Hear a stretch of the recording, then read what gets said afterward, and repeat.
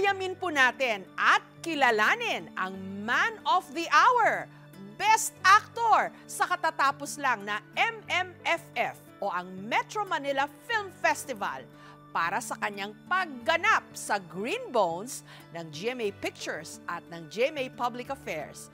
Walang iba kundi si Dennis Trillo. We need someone to be there for us. Bawat karakter na kanyang ginagampanan. Anong kasamaan ang ginawa ng inyong kabanal-banalan sa aking ama? Sa telebisyon man, Ipapasisanti ko kayong lahat kay Papa. o sa pelikula, Kung mga inutir kayo, ako na ang aarap ng katotohanan. talagang nagmamarka. Ako, si Domingo Zamora. Hindi ako mabuting tao. At sa pinakabago niyang pelikula ng GMA Pictures at GMA Public Affairs na Green Bones, binigyang buhay niya ang karakter ng isang PDL, Person Deprived of Liberty, o sa madaling salita, bilanggo. Ang kanyang pagganap, tagos hanggang buto. Sa isang gawing punong-puno ng pagpupugay, Kaya naman sa katatapos lang na gabi ng parangal ng ika-50 taon ng Metro Manila Film Festival, At ang pinakamahusay na aktor, Dennis Trillo! Rainbow!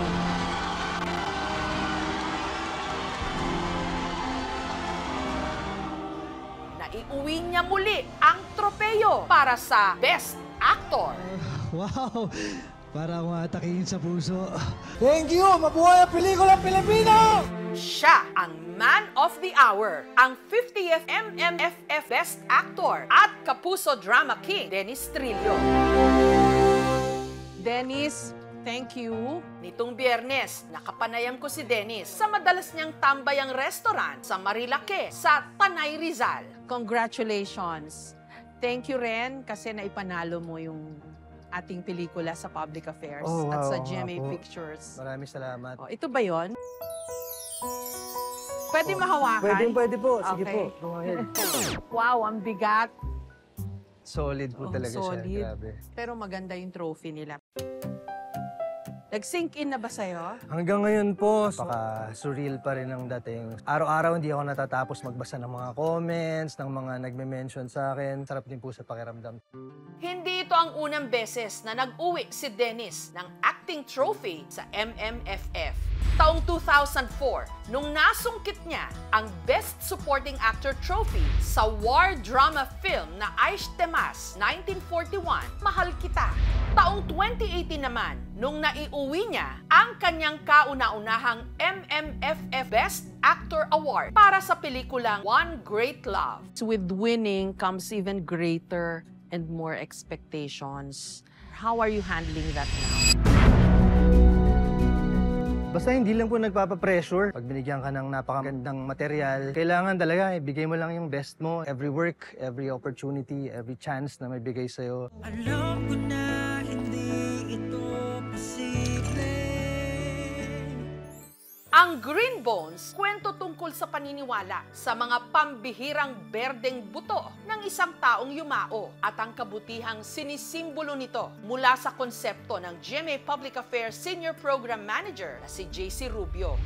Alay niya ito sa kanyang yumaong ama. Meron akong kakwentuhang kaibigan. Nakwento niya lang casually na namatay daw yung lola niya at nakakita sila ng 9 green bones. Ng friend ko, she's always been a good mother to all of them. Parang na-amaze ako dun sa kwento na yon at hindi na ako iniwan nun. May humanity sa loob ng mga jail natin na parang nagsusumigaw na ikwento sila kasi hindi naman sila palaging naririnig eh. Kasi ang dali-daling i-judge na, ay nakakulong na kayo dyan, masama na kayong tao. I think naging tulay lang ako para marinig din naman this time yung boses nila.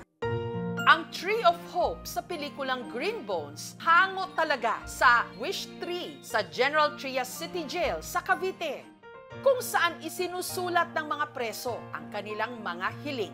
Siyempre, meron pa rin mga taong nag-iisip sa ating lipunan na, oh, ba't nyo gino-glorify yung buhay ng mga preso? Well, siguro hindi naman po gino-glorify, kundi pinahahalagahan natin kanilang existence dahil sila po, kahit na nakakonfine sila sa isang lugar, mga tao lang din naman sila na nagkasala, katulad natin, na mga nakalaya. Pero nagkataon lang na sila ay nahuli at may pinagbabayarang sentensya. Sana po ay wag nating isipin na ganun dahil pare-pareho tayong mga tao na nagkakasala, and sa tingin ko, bawat isa sa atin, kailangan mabigyan palaging chance para magbago. Sa katatapos lang ng Metro Manila Film Festival na iuwi ng Green Bones ang karamihan sa pinakamalaking mga parangal. Lahat ng naniniwala sa kapangyarihan ng pelikulang Pilipino, maraming salamat.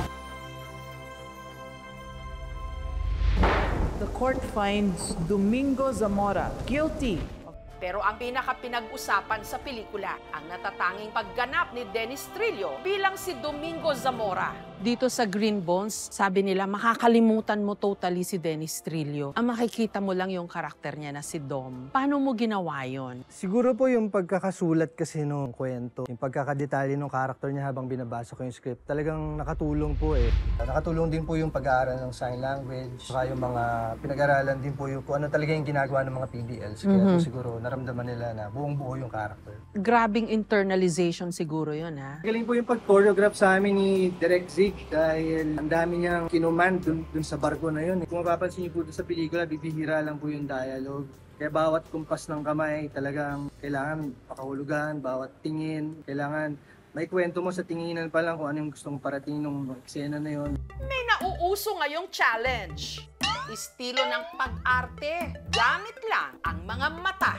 Eto, magpaturo tayo kay Dennis. Sige, ano una nating emotion? Happy. Happy. So, kailangan makita po dyan, syempre, medyo malaki yung mata. Tapos, sa mata pa lang, makikita mo na nakangiti yung bibig mo. Pag masaya ako, sumisingkit lalo yung mata. Ako din po. Pareho kami ni Dennis may dugong chino. Happy. Malungkot, Dennis. Paano ba? Palan, maghugot ka ng mga lungkot mo sa buhay. Wala ka naman lungkot sa buhay. Paano mo nagagawa yan? Arte lang po. Ba isipin ko, malungkot. At mga inis ko, kinainisan ko sa buhay. Next! Kinikilig. Paano ba, Dennis? Kanino ka ba kinikilig? Sa asawa ko po. Safe answer. Siyempre. Paano? Anong gagawin ko? Parang medyo nahihiya po, hindi makatingin ng diretsyo. Nung nakita kita nung first time dun sa studio, kinilig ako eh. Tapos nahiya ako.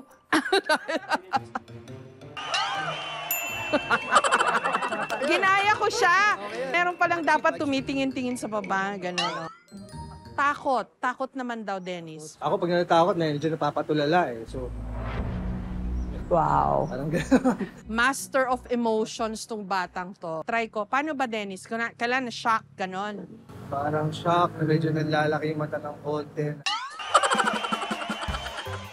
Ayun na yun. Wala na akong maibubuga pa.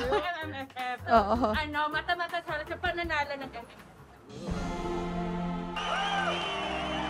Yay! Si Dennis Trillo, Abelardo Dennis Florencio Ho, sa totoong buhay. Panganay na anak ni Abelardo Ho, isang Filipino-Chinese mula sa Dumaguete sa Negros Oriental. At Florita Florencio, isang Pilipina. Nagtapos ng kolehiyo sa kursong Bachelor of Arts in International Study. Nagtrabaho si Dennis sa isang telecom company. Teka lang, sandali. Huwag mo nga purahin, kasi alam mo yung mga babae. Matagal mag-base yan eh. Hanggang naisipan daw niyang mag-audition sa isang talent search. Gusto ko sanang gumawa ng isang bagay. Isang bagay na magpapasaya sa akin. Hanggang nagtuloy-tuloy na nga ang kanyang showbiz career. Kung kaya't nawa po, ay kapwa tayo kaawaan ng Panginoon. Di ko in-expect na dito ako mapapadpad sa industriya na to dahil talagang mahihain po talaga ako sa personal. When did you discover na gusto mo to? yung pag-arte at magaling ka rito? Naramdaman ko po yun nung nanalo po ako nung unang acting award. Sabi ko, parang may future ako dito kung siseryosohin ko. Dennis, comfortable ka ba sa mga bansag sa'yo as drama king? Sa totoo lang po, mas nakaka-pressure po na magkaroon ng mga bansag na ganun eh. Parang hindi ako masyadong komportable dahil pag sinabing drama king, baka drama lang kayang gawin. Mas gusto ko yung wala na lang pong title, mas maganda. Pag sinabing Dennis Trillo, okay, alam na nila. No titles needed. Saka nakaka-pressure po yun eh. Mahirap Tsaka maging tama hari ka, ng something. Nakakalimit.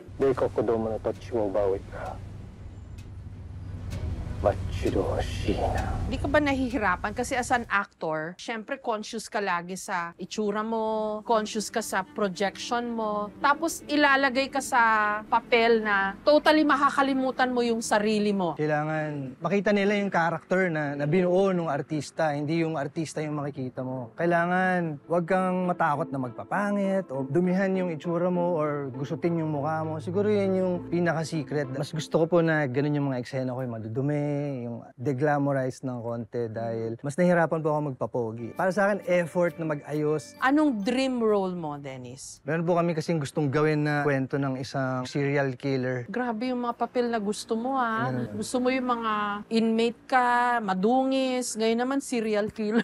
Opo eh, ganun talaga yung hilig ko. Kasi ganun po yung mga hilig ko rin panoorin mga pelikula. Offbeat talaga, no?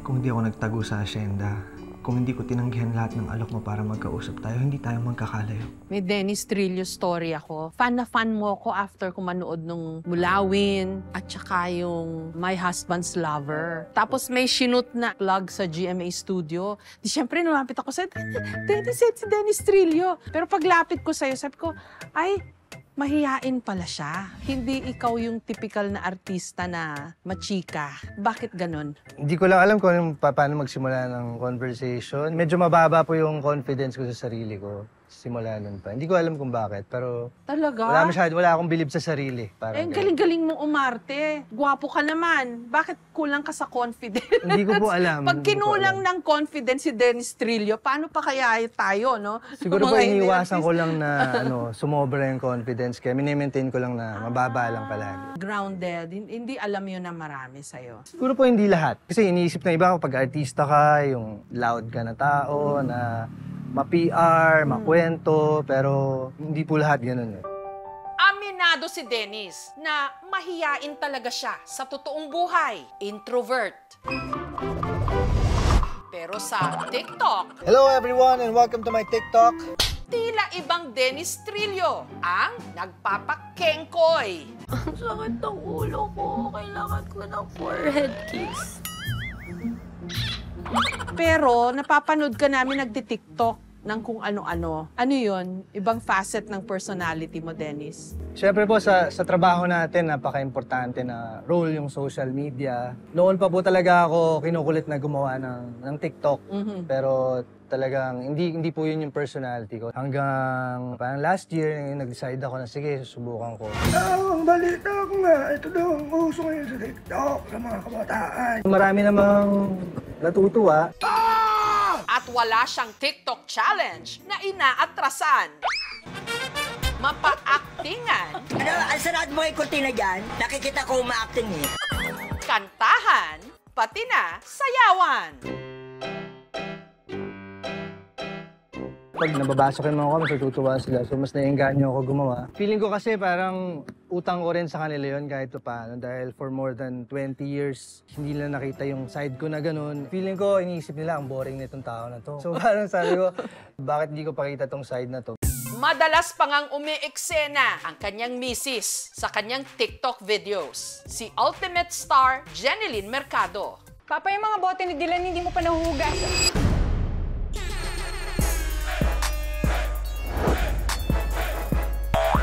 Nagpapasalamat din ako sa TikTok dahil feeling ko, dahil dun sa TikTok, mas naging close kami yung dalawa. Minsan, ako pa yung nagyaya sa kanya na, sali ka naman dito. Mas naging matibay yung relasyon namin dahil dun. Pero kamusta ba kayo ni Jeneline? Okay na okay. Talagang siya yung #1 supporter ko. Nandun po ang aking asawa, si Miss Jeneline Mercado. Grabe po yung mga ginagawa niya. Bago ako umalis ng bahay, yung paghanda niya sa mga gamit ko, pagpapunta ako ng taping, talagang wala akong masabi. Talagang saludo ako sa kanya.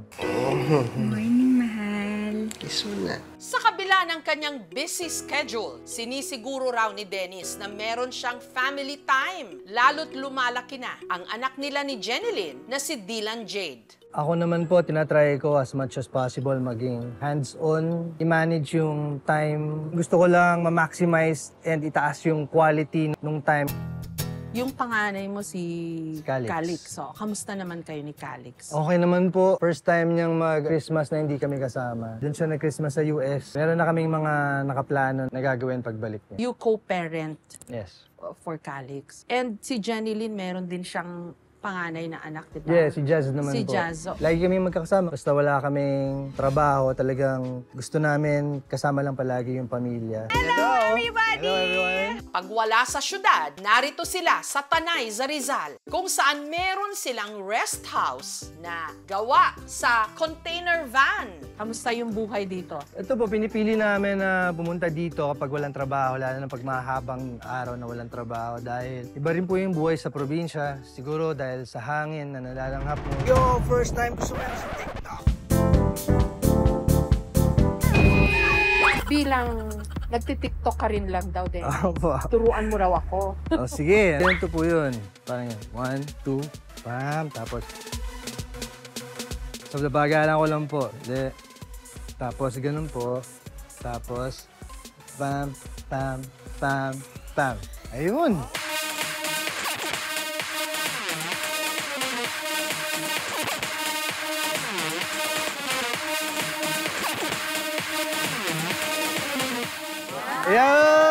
Yay! Samantala, maliban sa trophy, kasama sa napanalunan ni Dennis bilang Best Actor, ang cash prize na 100,000 pesos. Yung premyo mo raw, bibigay mo sa mga inmate? Opo, yung kwento po ng Green Bones, para naman po talaga sa kanila. Yung ibibigay niya po sa amin na sound system ay makakatulong po sa aming mga daily activities dito.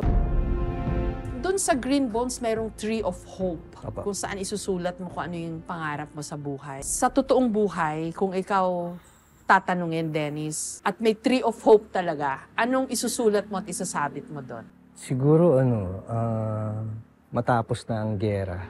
Gera sa ibang bansa, gera sa mga sarili natin, gera sa pamilya, gera sa kahit saan. Pag walang conflict, mas masaya, di ba? Mas peaceful. Malalim talaga tong batang to.